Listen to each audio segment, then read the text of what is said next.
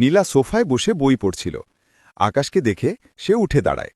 আকাশের দিকে তাকিয়ে সে হালকা হাসে। আকাশ চোখ নামিয়ে নেয়। সে নিজেকে এই রাজপ্রাসাদ তুল্য ঘরের বেমানান আসবাব মনে করছে। নীলা মৃদু স্বরে, ওই কোনার ফ্রিজটা ঠান্ডা হচ্ছে না একদম? আকাশ মাথা নিচু করে, জি ম্যাম, দেখছি। আকাশ ফ্রিজের পেছনে কাজ করছে। স্ক্রুড্রাইভার দিয়ে কিছু টাইট দিচ্ছে। ব্যাকগ্রাউন্ডে ঘড়ির টিকটিক শব্দ।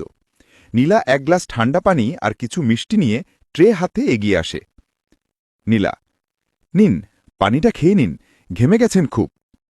আকাশ চুমকে তাকায়। সে তার গ্রিজমাখা হাত দুটো নিজের প্যান্টে মোছার চেষ্টা করে। গ্লাসটা নিতে গিয়ে দুজনের আঙুল সামান্য স্পর্শ করে। আকাশ বিদ্যুৎপৃষ্ঠের মতো হাত সরিয়ে নেয়, কিন্তু নীলা স্থির দৃষ্টিতে তাকিয়ে থাকে। নীলা চোখে প্রশ্ন নিয়ে, আপনার নাম কি? আকাশ আমতা আমতা করে, আকাশ। নীলা, আকাশ, সুন্দর নাম। আকাশের মনে হয় সে কিছু একটা বলবে।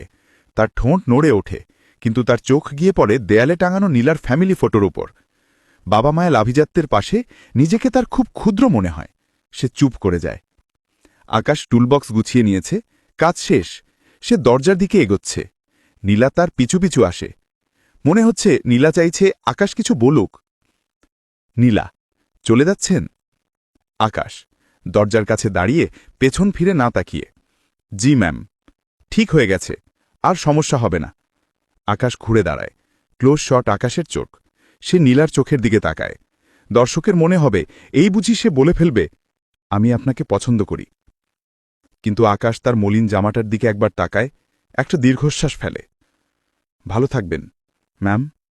নীলার মুখে হতাশার ছায়া। সে বুঝতে পারে আকাশের দ্বিধা।